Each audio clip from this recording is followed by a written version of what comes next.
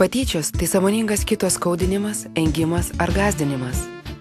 Kasmet daugiau negu 20 000 jaunų žmonių skambina į vaikų liniją ir pasakoja apie patyčias. Tai dažniausiai pokalbiuose minima problema. Štai kaip jauni žmonės apibūdina patyčias: apvardžiavimas, erzinimas, baksnojimas, stumdymas, mušimas, pinigų, mobiliųjų telefonų ar kitos nuosavybės atiminėjimas, grasinančių ar išnaudojančių žinučių ar elektroninių laiškų siuntinėjimas, apkalbinėjimas, ignoravimas arba atstumimas, priekabiavimas dėl religijos, lyties, seksualumo, negalios, išvaizdos, tautybės ar rasės. Neturėtum gėdytis, jei iš tavęs tyčiojasi. Tu turi teisę gauti pagalbą ir dėl patyčių nereikia užsisklęsti. Nepamiršk, tai ne tavo kaltė.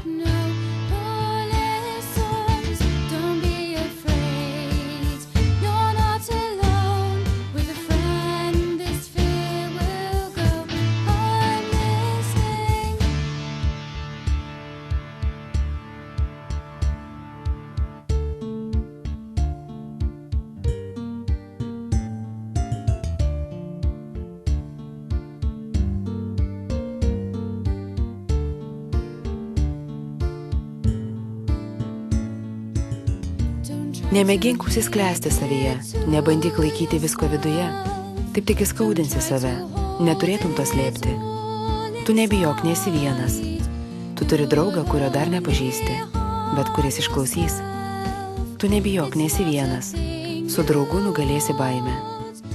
Kartu mes galime su tuo susitvarkyti. Žinai, kažkas juk yra tavo pusėje. Mes norime apsaugoti tave. Tau nereikia slėptis. Tu nebijok, nesi vienas. Tu turi draugą, kurio dar nepažįsti, bet kuris išklausys. Mes juk nebijome. Mes nesame vieni, o su draugu nugalėsime baimę. Mes girdim tave. Tu nesi vienas.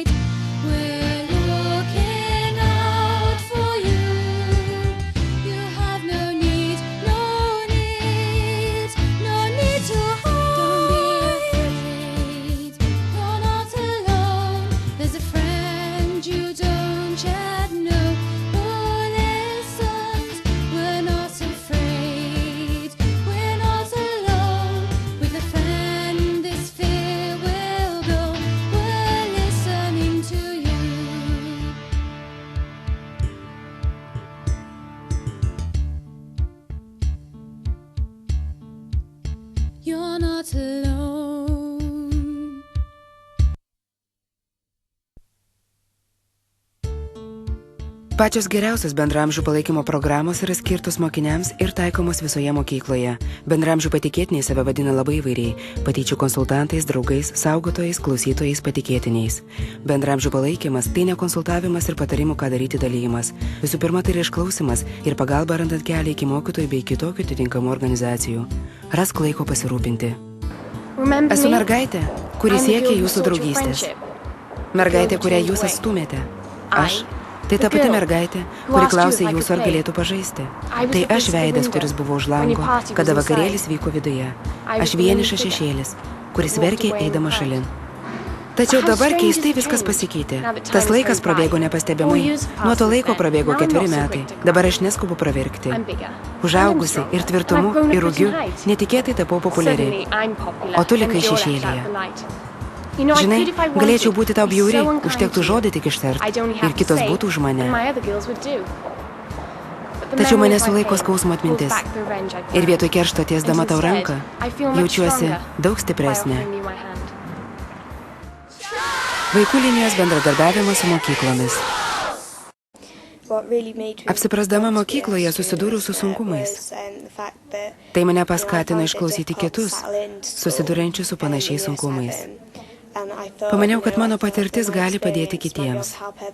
Iš tiesų trokštų padėti jaunesniems mokiniams pritapti mokykloje. Ar galėčiau pasikalbėti su tavimi, Matthew? Žinoma. Matematikos klasėje visi pristojo prie manęs. Jie iš tiesų elgėsi bjauriai ir tik dėl to, kad vakar gavau geriausias matematikos pažymius. Jie elgėsi tiesiog siaubingai. Na gerai, galime kartu nueiti pas poną Vardą ir papasakoti jam, kaip prie tavęs priekabiauja, tave pravardžiuoja dėl to, kad gavai geriausius pažymius.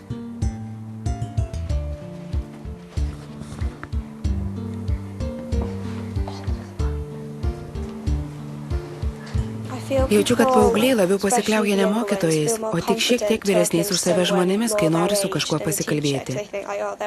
Jie mano, kad mokytojai yra kvaili seniai. Jie netgi mano, kad mokytojai ne žmonės. Jų manimų, mokytojams nėra tekę patirti juos ištikusių dalykų. Todėl jie labiau pasitikė kalbėdami su kažkuo, kas tikrai yra išgyvenęs panašius dalykus, nes dar neseniai buvo moksleiviai.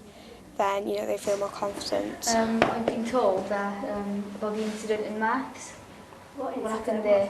The incident of... We had a training day. Ta dieną dalyvavome pratybose, kurių metu repetavome įvairias situacijas, susijusias su tuo, kaip kalbėti ir padėti žmonėms.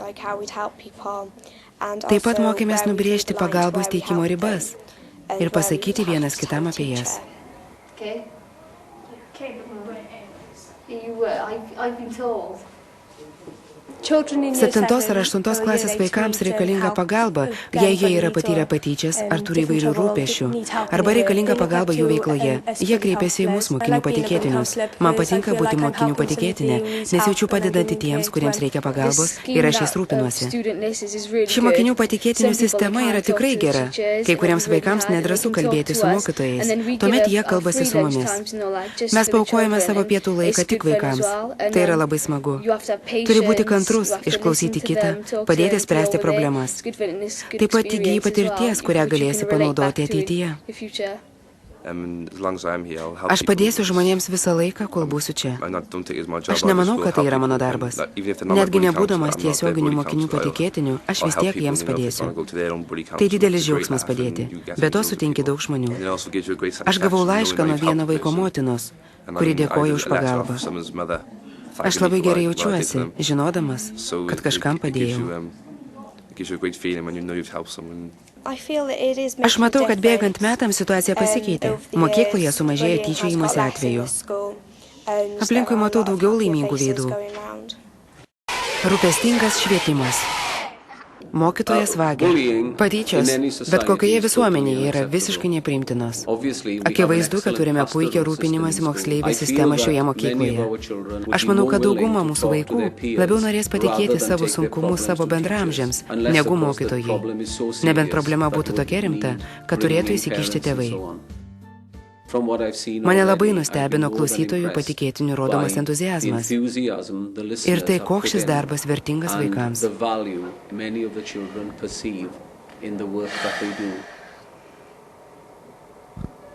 Aš jaučiuosi labai blogai.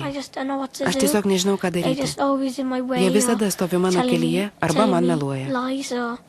Arba prikuria visokių dalykų apie mane. Ar man pasikalbėti su tais berniukais? Pažiūrėsiu, ką galiu padaryti. Iš patirties žinau, kad priekabiautojai yra labai nelaimingi žmonės. Gali būti, kad problemos slypi jų namuose.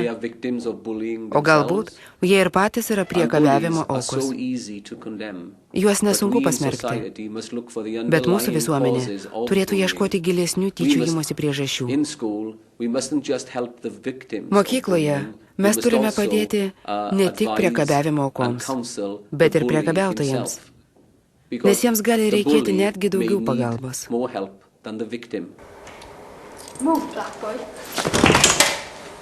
Go back, thank you. Pass my money back. Pass my money.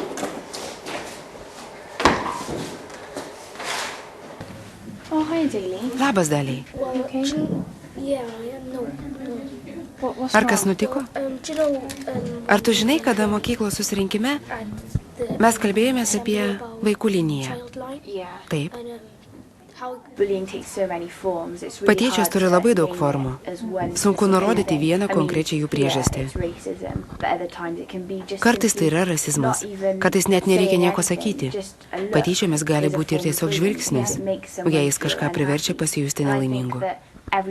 Manau, kad mums visiems teko patirti tokį vienatvės jausmą, kokį išgyveno Daliai. Ir būtent dėl to reikalingi mokinių patikėtiniai. Kad žmonės žinotų, jog yra kažkas, kas išklauso ir palaiko. Tokiu būdu galime apsaugoti vaikus nuo galimos vienatvės.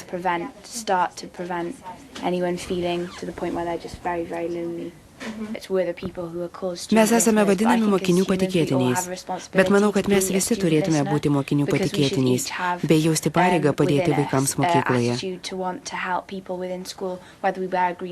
Nesvarbu, ar mes apsirengę žaliais ar mėlynais marškinėliais, ar esame ar nesam vadinami mokinių patikėtiniais. Nesvarbu, ar patyrė tai ar ne. Visi turėtume padėti vieni kitiems. Taip, mes esame tie, kurie išklausome žmonės mokytojos Bryce kabinete, bet manau, kad visi mes turėtume jausti atsakomybę padėti. Mokytojo asistentė Vest. Moksleiviai, kurie mums keldavo įvairių rūpesčių, visiškai pasikeitė dėl to, kad mes jiems suteikėme progą prisimti atsakomybę. Mes tenkėmės su jais elgtis kaip su suaugusiais. Tai buvo lemiamas dalykas, kuris padėjo jiems pasikeisti. Kam reikalingi mokinių patikėtiniai? Direktorius Pratt. Manau, kad jie yra labai svarbi dalis to, kaip mes kovojame su patyčiomis. Su patyčiomis turime kovoti įvairiais būdais. Ir mokinių patikėtiniai be abejo yra naudingi užtikrinant, kad patyčios nenueitų per toli. Kitaip tariant, jie padeda susitvarkyti su priekabiavimu, kol jis netapo itin rimtas.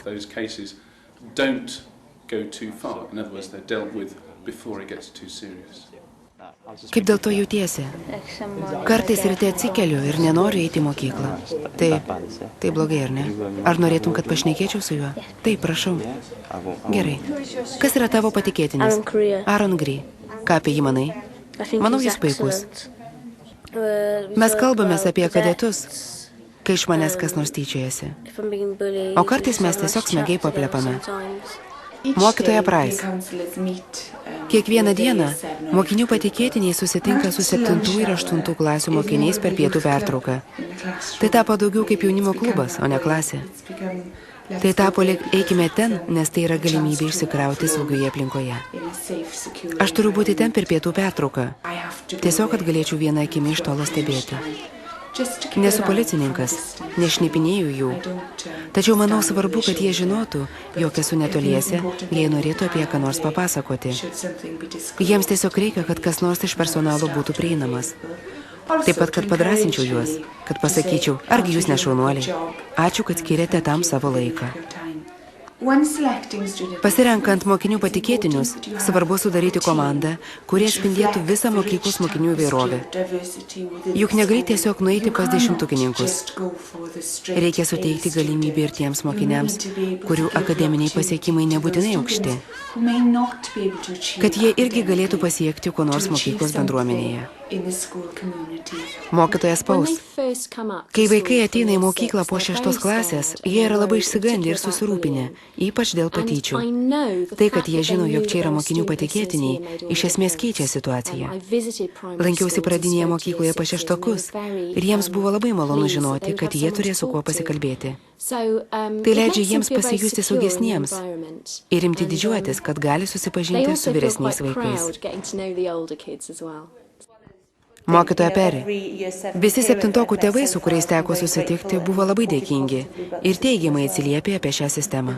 Mes žinome, kad priekabiavimas yra neišvengiamas ir vyks toliau. Tačiau mes vis tiek stengiamės įveikti nors mažą dalelę šios didelės problemos. Tiesiog stengiamės padėti žmonėms ir parodyti jiems, kad gali pasikliauti mumis. Ir tai yra tik pradžia kažko, kas ateityje dar išaugs. Reikia tikėtis, kad tai paskatins ir kitas mokyklas užmegzti ryšį su vaikų linija ir pradėti tokį mokinių išklausimą.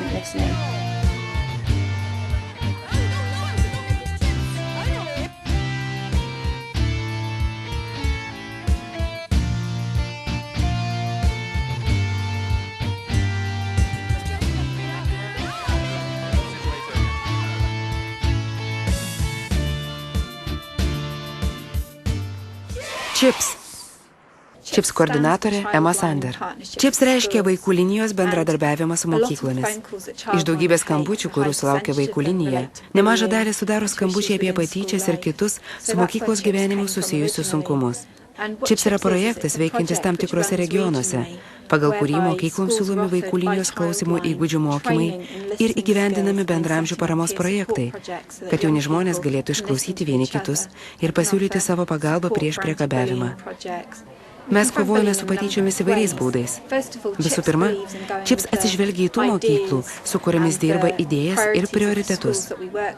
Taigi visų pirma, mes žiūrime, kaip personalas ir mokiniai mato, kokie yra geriausi būdai pažvelgti į patyčių problemą jų mokykloje. Mokinių patikėtinių programa yra pritaikoma kiekvienai mokyklai, kuri jos pageidauja. Mokykloje gali vykti vienos dienos mokymo programa arba tęstiniai seminarai. Paprastai tai apima mokinių klausymo įgūdžių įvertinimą. Tada vedame mokymus apie efektyvų klausymą bei palaikantį klausymą. Taip pat aptarėme konfidencialumo temą, kada perduoti problemą toliau, į ką galima kreiptis. Taip pat apžvelgėme vaiko apsaugos procedūras. Tai gana sudėtinga tema dalyvaujantiems mokiniams. Tačiau nuostabu, kaip greitai jie gali visą tai įsisavinti ir kokie veiksmingi jie gali būti mokykloje. Kartais būna, kad mokinių patikėtiniai jaučia, jog programa neveikia jų mokykloje. Tuomet vyksta tolesni bandymai stengiantis, kad tai pradėtų veikti. Svarbiausia yra surinkti mokyklos personalo komandą, kuri juos palaikytų. Tai, ką jūs darote, yra neabejotinai nuostabus dalykas, nes jūs pasisiūlote būti savanoriu, kuris klauso kitų žmonių ir leidžia jiems pajausti, kad jie yra kažko verti, kad tai, apie ką jie nori kalbėtis, taip pat yra kažko verta. Ir tai gali smarkiai pakeisti situaciją. Tai rodo, kad žmonės yra vertinami, o žmonių jausmai yra svarbus ir jie nebūtinai turi kilti dėl egzaminų. CHIPS dirba su pradinėmis mokyklomis, vidurinėmis mokyklomis. Atrodo, kad kuo jaunesni vaikai ir jaunuoliai įsijungia į klausimas ir mokymasi, kaip būti gerų patikėtinių, tuo daugiau jie sugeba, kai pereina į vidurinės mokyklas. Tai nuostabus įgūdis, kuris įtakoja darbą mokyklose įvairiame amžiuje. Būtų nuostabu, jei CHIPS galėtų būti daugiau vystoma tiek pradinėse, tiek ir vidurinėse mokyklose. Spyrėte mane veidą dėl mano rasės, sudaužėte mane iki mėlynių, nes buvau naujokas. Priežastis mane pulti buvo ta, kad aš esu juodas. Argi nematote, kad man tai sukelia skausmą?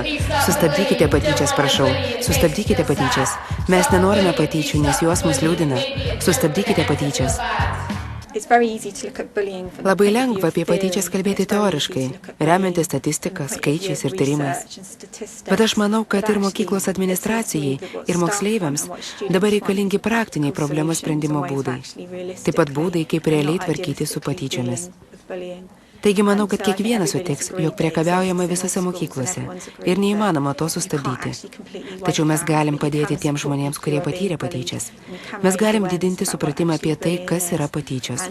Bendramžių palaikymo projektai ir visos mokyklos strategija nukreipta prieš patyčias yra puikus pirmas žingsnis.